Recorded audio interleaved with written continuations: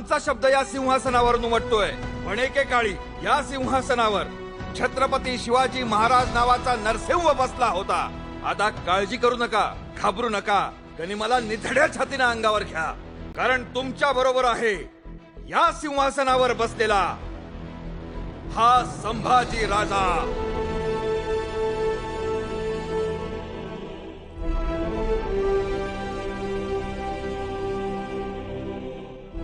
आणि काळ दाखवून देईल की तो केवळ वंश परंपरागत अधिकारानं बनलेला राजा नाही, तर छत्रपतींचं उकळणारा रक्त नसा नसांमध्ये धारण करणारा योद्धा आहे.